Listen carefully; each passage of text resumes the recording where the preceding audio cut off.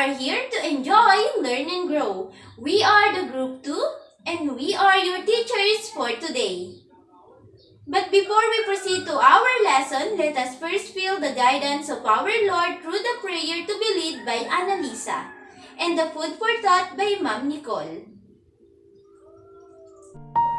Panginoon, salamat po sa panibagong araw na ito upang kami ay matuto.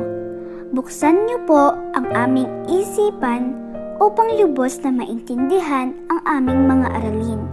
Bigyan niyo din po ang aming mga guro, mga magulang at mga kamag-aral ng lakas ng katawan at isipan na mas higit naming kailangan sa araw-araw sa panahong ito. Ang lahat po ng ito ay aming dinadalangin sa iyo, aming Diyos Ama. Amen. Again, good day everyone. My name is Ma'am Ivy B. Velasquez, your beautiful, kind, and cheerful teacher that will give you a lot of wisdom and knowledge. Today, we will tackle the Unit 4, which is all about teaching prose. So let us start now. What is prose? Are you familiar on it? Or maybe it is a first time you heard it. Now, I know you are excited to know it. Prose is derived from the Latin word na prosa, which is part of the phrase, prosa ratio, meaning straightforward speech. It is written or spoken language in its ordinary form, without metrical structure. It is also written in full grammatical structure. Sa Tagalog, ang prose or prosa ay tinatawag na anyong tuluyan. Ito ay ang mas natural na pagkakasulat dahil ito ay tuloy-tuloy at gumagamit ng mga pangungusap at talata. Walang binibilang ng mga salita o tunog na kinakailangang itugma sa iba pang salita, pagkat ito ay kabaligtaran ng paggawa ng tula or poem. Naglalayon itong makapagpahayag sa mas malayang pamamaraan. Nakadepende din ang kagandahan nito sa kung paano bubuuin ng manunulat ang pagkakasunod-sunod ng mga pangyayari. Halimbawa nito ay ang mga maiikling kwento at mga alamat. It also helped the students to understand the passage, to read fluently, to enrich their vocabulary, and to enjoy and love reading and writing. Now that we already know what is prose, but there is more to go because kids, remember that prose can be categorized into two, which are fiction and non-fiction. I will discuss the fiction, so let us start now. Fiction, it is a partly or totally imaginatively contrived. So take note, ang fiction ay kathang-isip or imahinasyon ng may akda na inilalahad sa paraang pasalaysay o pakwento.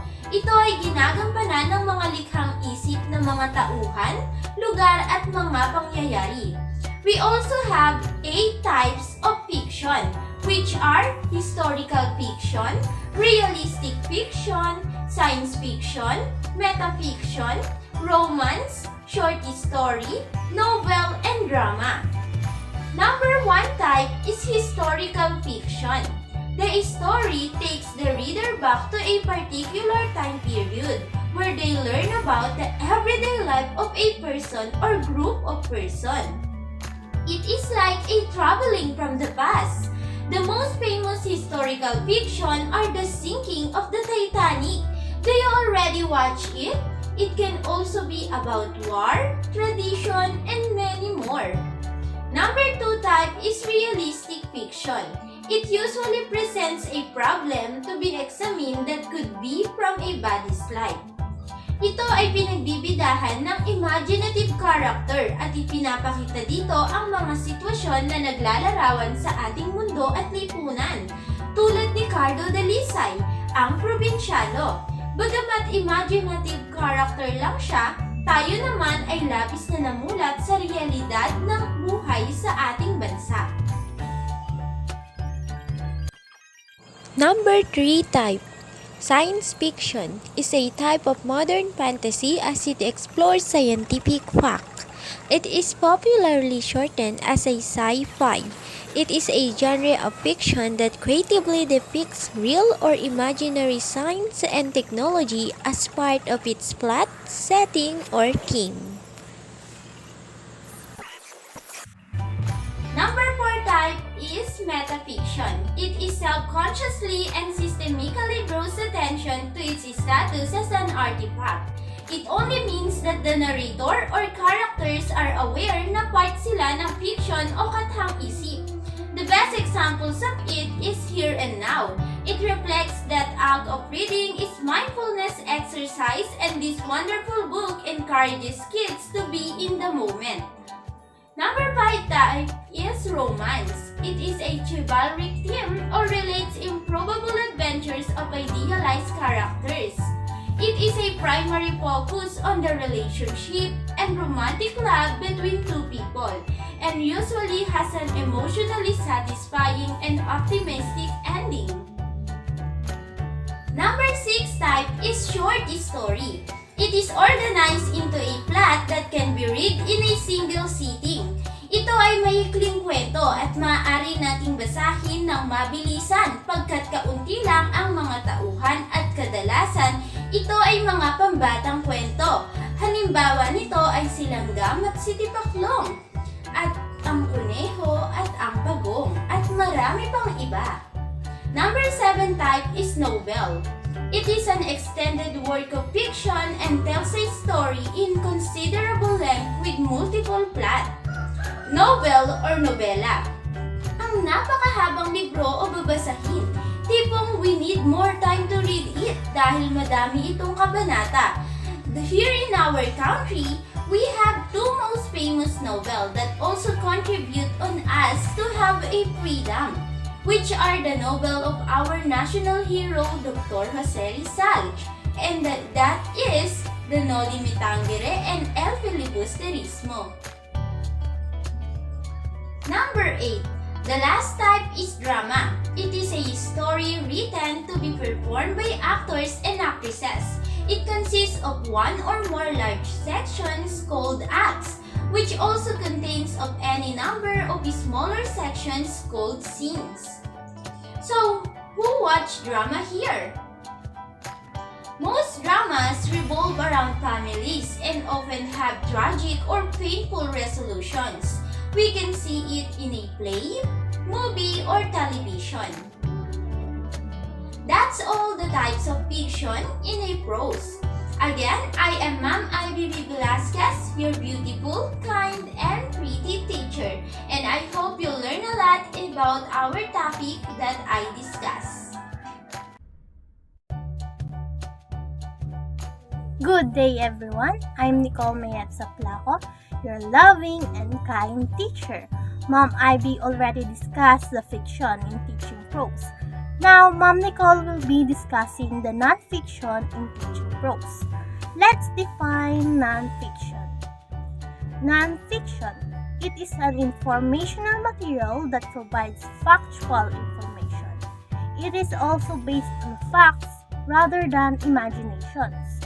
It means factual stories that are based on real people and true events. There are 5 types of non-fiction. What are those? Number 1, biographies are a true account of a person's life written, composed, or produced by others. Biography comes from the Greek words bio means life and graphy means life. A biography is simply a story of a real person's life. It could be a person who's still alive, someone who lived centuries ago, someone is globally famous, an unsung hero forgotten by history, or even a unique group of people. Example of biographies are the biography of Nicohin, the biography of Jose P. Rizal, and the biography of Andres Bonifacio. Next is autobiographies, are the biography of a person written by the person. An autobiography and a biography both tell the story of someone's life, but they are not the same thing. When a person writes his or her own life story, the finished work is an autobiography. When an author writes a book about another person's life, the result is a biography. Next is essay, a composition within moderate length, usually expository in nature. An essay is focused on a piece of writing designed to inform or persuade. There are several types of essay. There are many different types of essays, but they are often defined in 4 categories. Number 1 is argumentative, number 2 is expository, and 3 narrative, and last is descriptive essays. So what is argumentative essays? Argumentative essay presents an extended evidence-based argument. It requires a strong thesis statement, a clearly defined stance on your topic. Your aim is to convince the reader of your thesis using evidence such as quotations and analysis. Argumentative essays test your ability to research and present your own position on a topic. This is the most common type of essay at college level. Most papers you write will involve kind of argumentation. Next is expository essay. Provides a clear, focused explanation of a topic. It doesn't require an original argument, just a balanced and well-organized view of the topic. Expository essays test your familiarity with the topic and your ability to organize and convey information. They are commonly assigned at high school or in exam questions at college level. Next is descriptive essays. Provides a detailed sensory description of something. Like narrative essays, they allow you to be more creative than most academic writing. But they are not more tightly focused than narrative essays.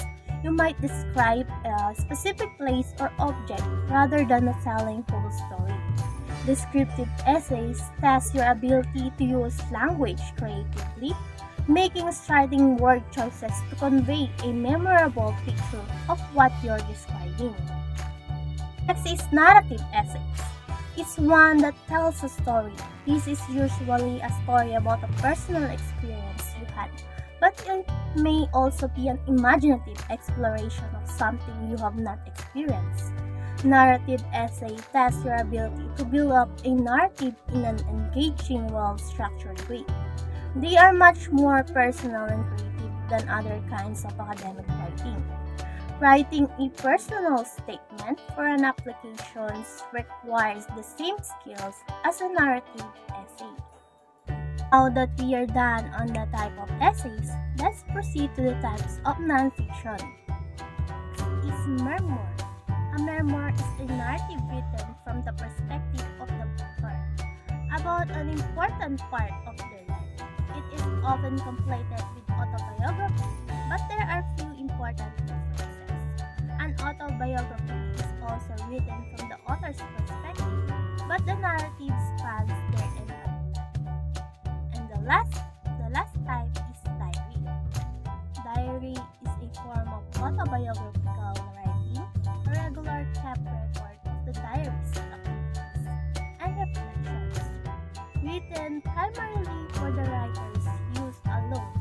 The diary has a frankness that is unlike writing down for publication. Its ancient lineage is indicated by the existence of the term in Latin. Diarium itself derived from dies, means day. And that's all the types of nonfiction in a prose. Nonfiction is a literature that, regardless of the subject matter, has a simple goal to provide information. Since nonfiction books share facts or real-life events, they are great tools for making real-world connections to build on children's knowledge and personal experiences. This also means that you can use nonfiction books to further enhance children's experiences and also the interests. Nonfiction really helps. This will end my topic. I hope you learned a lot something from me. Again, I'm teacher Nicole F. Saplaco, your loving and kind teacher. Thank you. Good day everyone, I am Judy Ansida Kanay from BID 3A. So we will tackle the strategies in teaching prose. A prose lesson is not merely for memorization but of learning the language. So prose is a form of writing which has a natural flow with speech and writing. It is grammatically correct but does not have a metrical structure as something like poetry would have. So when we talk about the prose, we are referring to a type of language which does not demonstrate any particular structure but leans more in favor of delivering a clear language that can easily understood. Number 1 is silent reading. In silent reading, there is no movement of the lips or the tongue. It is a type of reading without voicing the words out loud. This type of reading is interactive process that goes on between the reader and the text. So silent reading is allowing students to read quietly without making any noises or moving their lips, so that the others are not disturbed, and to teach students to read quickly, easily, and correctly. So let's now proceed to the precautions. First, only those passages should be read which can be understood and appreciated by students. So the important paragraph or verse should be focused to read and understood by the students or the readers. Number 2, the duration of silent reading should differ according to the nature of the matter and the standard of the class. So the length of the time of a silent reader should be differ to the standard of the class. Number 3, the weak students should be paid more attention. We give more time and attention to the weak students for them to not left behind by their co-students. Number 4, the paragraph for reading should not be long. It should not be long so that the reader won't feel bored, and also for them to easily understood what they are reading. Number 5, necessary instruction must be given before silent reading. Give instructions first so they don't interrupt once they started to read, and also they know what they're supposed to do while reading. Number 6, the teacher should be particular about giving students tasks of wide reading by gradually selecting fresh and unseen paragraph. By giving them a task will improve their learning. So let's now proceed to the advantage of a silent reading. First, it saves time because it is quick. Second, it saves energy also. Third, it initiates self-education and deep study. 4, it develops the ability to read with interest. Last, it enables attention and energy to be concentrated on meaning, and so saves a division of attention, resulting in a greater assimilation of information. So let's now proceed to the limitations. First, it is not advantageous for beginners. Second, it is also uninteresting. Third, sometimes students cannot understand some parts of the passage, but they cannot take the help of teachers. Fourth, the mistake done by students during silent reading cannot be corrected. Fifth, it does not teach correct pronunciation. And last, it cannot be checked if students are really reading. So that is the limitations or disadvantage in a silent reading. Let's now proceed to prose performances. Performance-based learning is when students participate in performing tasks or activities that are meaningful and engaging. So here in prose performance, it focuses on how students are engaged in participating and performing in class in a meaningful way. The purpose of this kind of learning is that it helps students not just only to acquire new knowledge, but they can also use and apply it. So we have here some strategies that we can use in teaching prose. 2.1. Using title and cover design. The teacher motivates the students by showing them an interesting or intriguing book cover designs. Students are asked to guess or infer what the book is all about from the title and cover design. Number 2 is getting into the mood. This is a kind of guided fantasy. The teacher asks the students to make a mental picture of particular scenes in a story or a scene depicted in a story. The class is invited to imagine the scene in their minds. Once they have done this, students are asked what they saw and felt. 2.3. Biographical montage. This is a good activity to use to talk about the author before talking about his/her work. Students collect or make photos, objects, things, pictures, etc. relevant to the author's life. This can be mounted in cartolina or illustration board, or even in a simple folder and arranged creatively. 2.4. Role-playing. Students are asked to reenact the scenes from the prose they have read. This time they will be the actors and actresses. 2.5. Graphic presentation. Students are asked to make a visual representation of the plot, characters, or the setting. Pencils and crayons and other materials can be used for creativity. So that's all. Let's call Miss Madeline Lumibao to continue our topic. Thank you for listening. Good day everyone, I am Teacher Madeline and my topic is all about the continuation of strategies in teaching PROSE number 2, PROSE of performances and dramatic performance. So now let's start our discussion. Number 2, 2.6, movie poster. Students are asked to imagine the story as a movie. So dito, ang mga students ay gagawa ng isang movie poster na karaniwang nakikita natin sa mga movie theater kapag sila ay nagpapa-advertise ng isang film. Sila rin ang mga mamimili kung sino ang gaganap or characters sa isang story, and the place where to shoot to reflect the settings, a design for the plot, and the blurb to reflect the theme of the story. 2.7. Movie trailer. Students prepare a 1-minute teaser about the story as it is a film.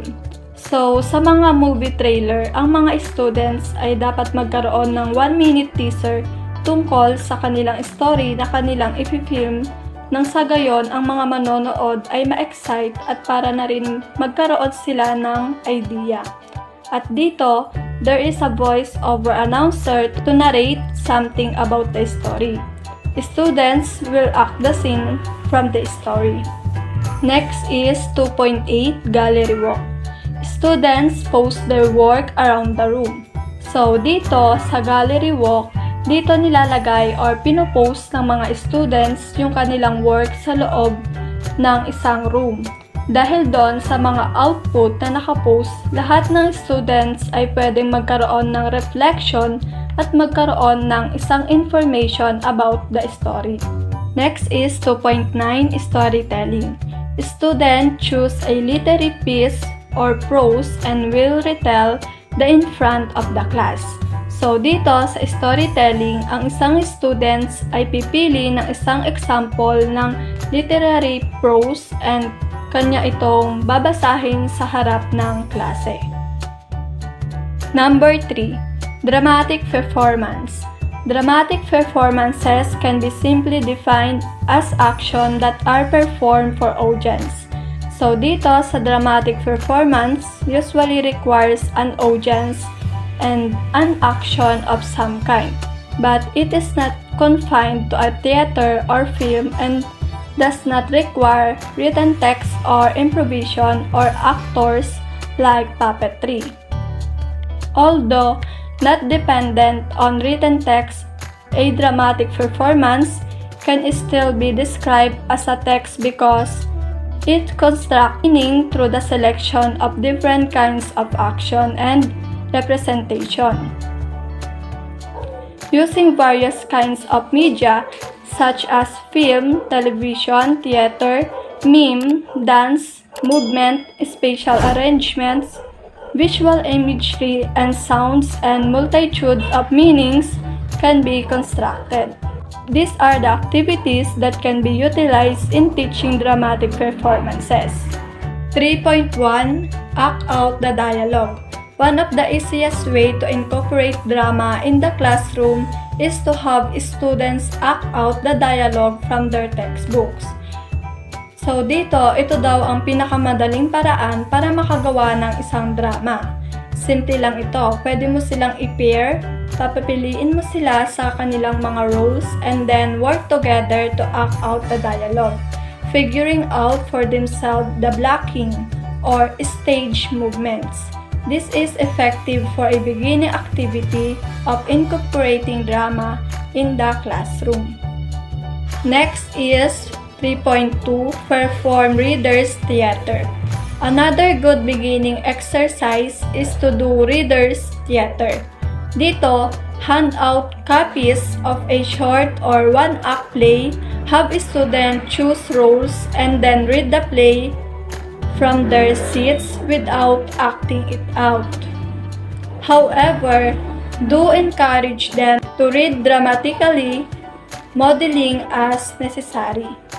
Next is 3.3 Act out the story. So dito, if students are reading a short story such as The Chaser about the man who buys a love potion for his unrequited love, have students act out the story or part of the story, working in groups and assigning roles and determining the blocking. This is particularly effective with the shorts or brief one-scene story with limited characters. Next is 3.4. Write the dialogue for a scene. So dito, watch a brief clip of a movie without the sounds on. Have students write the dialogue for it and act it out. Once the students have some experience with the basics of character, dialogue, and stage movement, they can move on to some more advanced dramatics involving more of students' own creativity and critical thinking skills. Next is 3.5 Act out and put words to an emotion. Dito, give students an emotion such as anger or fear. Have students either individually or in groups first act out the emotion, then put words to the emotion. Next is 3.6 Give voice to an inanimate object. Dito, what would a stapler say if it could talk, or an apple? Have students write monologues with an inanimate object as the character. A monologue is a short scene with just one character talking, either addressing the audience, God, or himself or herself. After writing them, students can read the monologues aloud.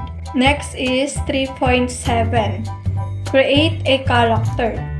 Dito, have students develop a character, writing a one-page profile on the character's background, appearance, personality, and etc.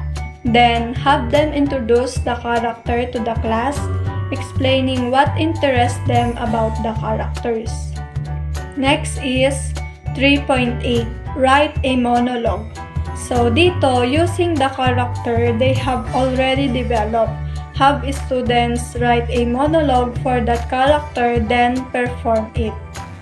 And the last one, 3.9, mime and dubbing. So dito, have students act out short scenes without dialogue.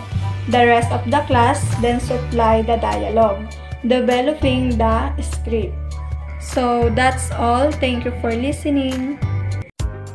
Lesson Design Teaching Prose presented by Mark Luis M. Lopez. Planning the lesson in literature is very important. A well-designed lesson plan helps students and teachers understand the goals of instructional model. Good lessons must be planned. Planning helps to make your lessons clear and well-timed, meaning that students can be active and interested.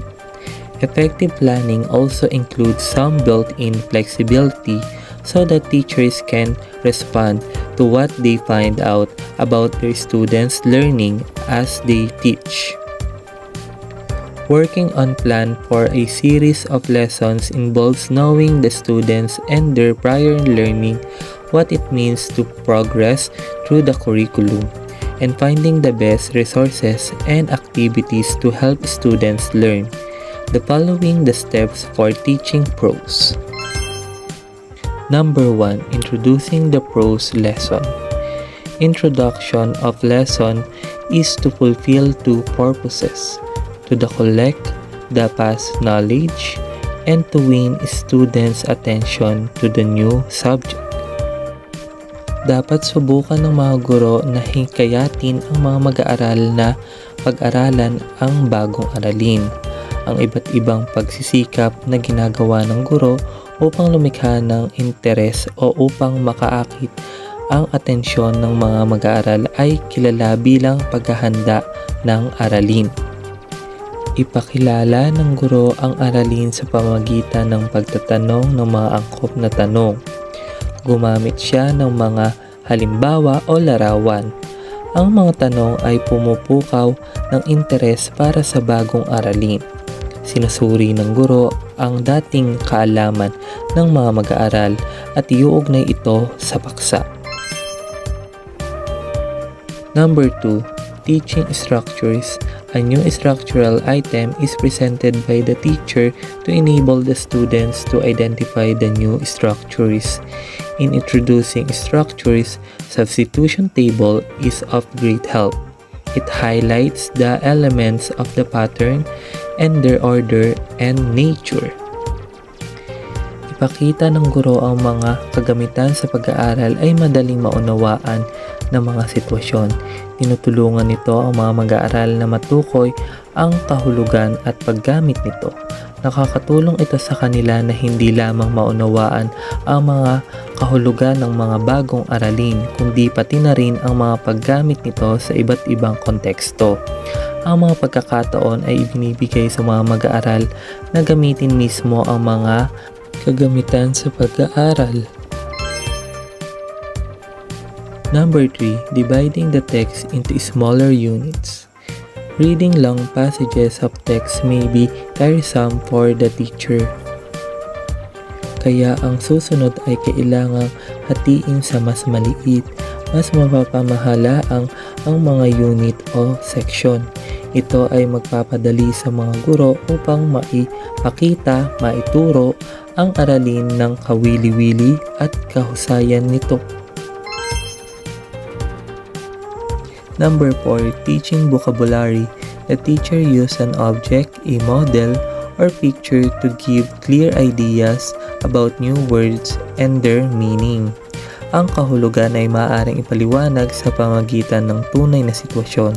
Ang mga layunin ng mga paglalahad ay upang maipaliwanag ng malinaw ang kahulugan ng iba't ibang mga salita, parilala, at idioma, upang gawing madali ang pag-unawa, at upang itaguyod ang mga masinsinang pagbabasa.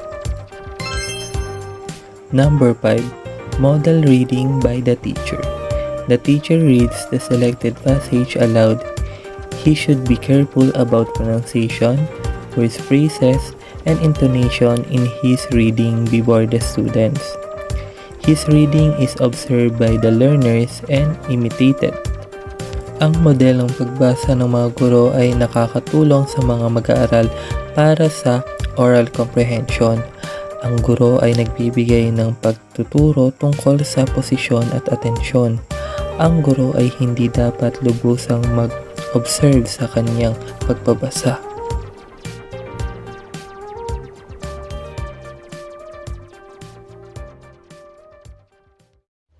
Good day everyone. I'm Sir Mark Gimol Magno from Bid 3A. So, andito ako para ituloy ang report ni Sir Mark Lewis. So, in number 6 is silent reading by the student. So, ang silent reading by the student is ang guro ay nagbibigay ng oras para sa mga mag-aaral na basahin ng tahimik ang mga sentence o kwento. Ang tahimik na pagbabasa ay nakakatulong para sa mabilis na pagbabasa. So, pag-aaral ng mga bagong salita at mabibilis na pag-unawa sa kahulugan. Ang oras na 5 to 10 minutes na pagbabasa ay sapat na para sa isang meeting. So, in number 7 is testing comprehension. So, dito is upang suriin ang kakayahan ng mga mag-aaral sa pag-unawa. Magtatanong ang guro sa mga mag-aaral. Ang mga tanong ay nagmula sa itinuro na CP. Dapat direkta ang tanong, maikli at nakabatay sa layunin. Ang pamaraan ay example nito ang hakbang 4, 5, 6 at 7 ay maaaring sundin para sa iba pang unit ng So, sa number 8 is testing application. So, to check the comprehension student activity. Ito ay mga tanong na maaaring pasalita o nakasulat. Pagkatapos ng pagtuturo ng struktura o bokabularyo, ang karaniwang hinihiling ng guro sa mga mag-aaral na gawin ang mga exercises na ibibigay pagkatapos ng aralin. So, in number 9 is loud reading by the student. So, ang guro ay magtuturo sa mag-aaral na basahin ng malakas ang mga itinuro sa klase ng isa-isa. Upang bumuo ng malinaw na pagbigkas, ang malakas na pagbasa na ito ay lubhang nakakatulong. Pinabubuti nito ang tono, ritmo at katatasan ng estudyante. Ang bawat mag-aaral ay hinihiling na basahin ang isang maikling passage o sa pagtapos ng pagbabasa, ang mga pagkakamali sa pagbigkas ay naiitama. Dapat hilingin sa mga mag-aaral na panatilihin 30 cm ang layo ng aklat sa mga mata. Hawak nila ang kanilang mga libro sa kaliwang kamay at ang kanang kamay naman ay libre o nakabalang. Kailangan mag-iingat ang guro sa mga oras ng pagbabasa ng mga mag-aaral. So, the number 10 is giving assignment. So, sa giving assignment naman ay ito ang mga objectives na kailangan nilang makamit. Maalala ang kahulugan at spelling ng mga bagong salita. Letter B, gamitin ang mga salita sa mga pangungusap. Letter C, isulat ang diwa ng CP. Letter D, upang sagutin ang mga tanong. At letter E ay gawan ang mga pagsasanaysay batay sa mga tinuro na unit. Hello everyone, I am Wesley Joy A. Suposop. This time, aalamin natin ang materials and resources in teaching PROSE. The materials and resources have 10 important things to consider in teaching PROSE. Think about the following factors when you choose a piece of literature to use with learners. Number 1. Do you understand enough about the text to feel comfortable using it? Number 2. Is there enough time to work on the text in class? Number 3. Does it fit with the rest of your syllabus? Number 4. Is it something that could be relevant to the learners? And number 5. Will it be motivating for them? That's all mine. For more information, let us hear Jerwin Bensig. Good evening everyone, I am the next reporter for this topic. For my topic, it's all about how much cultural or literacy background do the learners need to able to deal with the task. So, dito po sa number 6, it must, pinakamahalaga po kasi is yung pagiging cultural ng mga bata at dito rin natin nakikita kung may natutunan ba sila sa 21st century or literacy. So, kinakailangan po ng mga estudyante or ng mga students na kailangan po nilang pag-aralan, hindi lang po yung kailangan nilang pagtugunan ng pansin, dapat ito po pinapahalagahan po din nila. Dahil nakikipag-deal po sila ng taas sa 21st century upang maintindihan nila yung mga bagay. So, Para po sa number 6 na yan, ang literacy po ay yung mga bagay-bagay na pinagtutugunan ng pansin ng mga bata at pinag-aaralan ito kahit saan pa man or saan man ito nagagamit bilang isang patunay na kaalaman din po ito sa mga bata. And for the number 7 is the level of language in the text too difficult. So dito naman po sa number 7, makikita naman po natin yung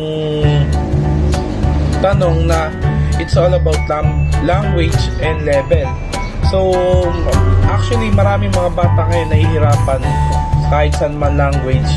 At yung mga malalalim na Tagalog, like that, or English, nahihirapan sila.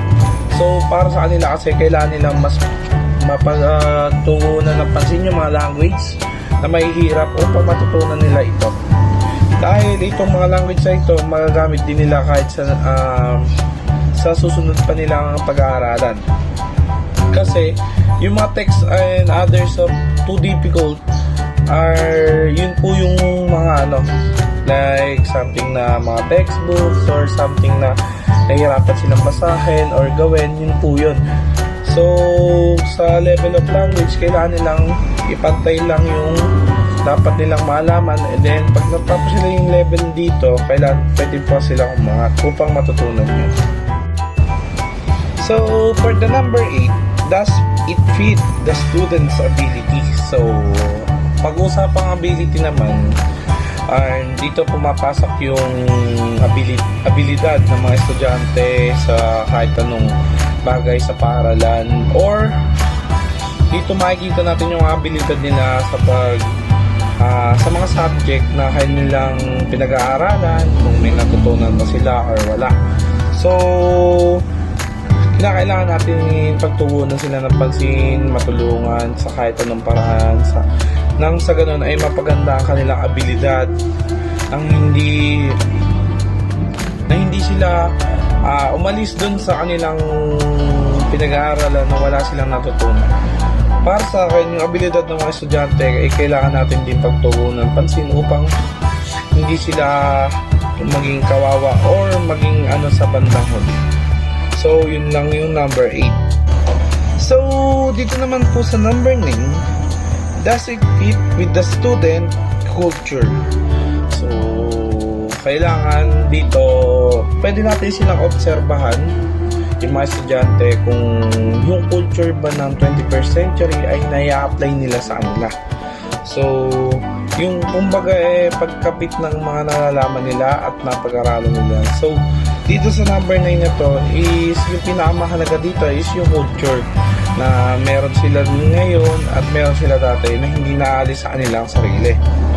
Kasi about dito sa number 9, ang usapan kasi dito is yung culture na nakapit sa students. So, kailangan natin pagtugunan ng pansin yun. And kailangan hindi pa rin nawawala sa estudyante yung culture na nakaraan hanggang ngayon. Kahit na magkasama yung dalawa na yun, kailangan nilang pagtuunan ng pansin at yun ay pahalagaan. So, for the last number 10, so ito yung pinakamahalaga sa are the materials interesting. So, lalo na sa pagtuturo ng mga bata, kinakailangan natin yung mga mahalagang gamit and sa 21st century or modern or what, ay yun yung mga kailangan natin. Hindi man lang yung karaniwan na ginagamit sa ngayon at katulad dati. So, pwede natin sila magamit through kung sasabihin man natin sa kanila na ganito gawin nila, kung sakaling sila ay magre-report like that, ay maaari natin silang matulungan or maturuan kapag tayo ay nagtuturo at hindi man lang sila mahihirapan sa kanilang gagawin. Kasi importante sa lahat yung mga materials na gagamitin natin or gagamitin nila sa pagtuturo.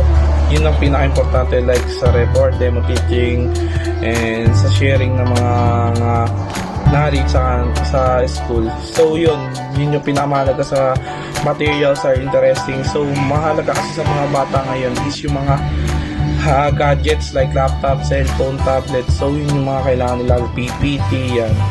So yun yung mga kailangan nila sa number 10. Kaya yung mga Sa number 10 yung our materials our materials are interesting ay yun yung pinakamahalaga sa lahat. Kasi dito mo malalaman kung ano yung mga materials na ginagamit. So, yun lang po yung aking topic and thank you and I hope you learned something and let's proceed to the next reporter. Good day, everyone! And now, it's time to get to know each other a little better. I'm Teacher Marbilyn Joy Villamar, but you can call me Teacher Marby. For my discussion, the topic is assessment in teaching prose. So the first one is literary competence. Teachers of literature must not be only literate, but more importantly, literary competent. She must read a lot of literary pieces. Sinasabi lang dito is literary works enable the student to learn about different point of views, enrich the students' perspective, and indirectly teach them how to appreciate the differences in the real society. Number 2. Broad reading background. Each should develop love of literature by reading a lot. Instilling a love of reading early gives a child a head start on expanding their vocabulary and building independence and self-confidence. It helps children learn to make sense not only of the world around them, but also people, building social emotional skills and of course, imagination. Number 3. Knowledge in different methods, strategies, and techniques. Continue to find ways to make the teaching of literature meaningful, interesting, enjoyable, and even unforgettable. Encourage active learning and equal participation by having activities or discussion groups. Change the position of where you're teaching to get students to pay attention to you. The last number is number 4. Knowledge of students' reading ability, language ability, and interest. Teacher must know where the students are coming from, their ability level, what they have already read, their abilities and skills, and their hobbies and habits. Decoding, fluency, and vocabulary skills are key to reading comprehension. Being able to connect ideas within and between sentences help kids understand the whole text. Reading aloud and talking about experiences can help kids build reading skills. That's for all today. Again, I'm Teacher Marvy, and I hope you learn and gain new knowledge about my discussion. Thank you!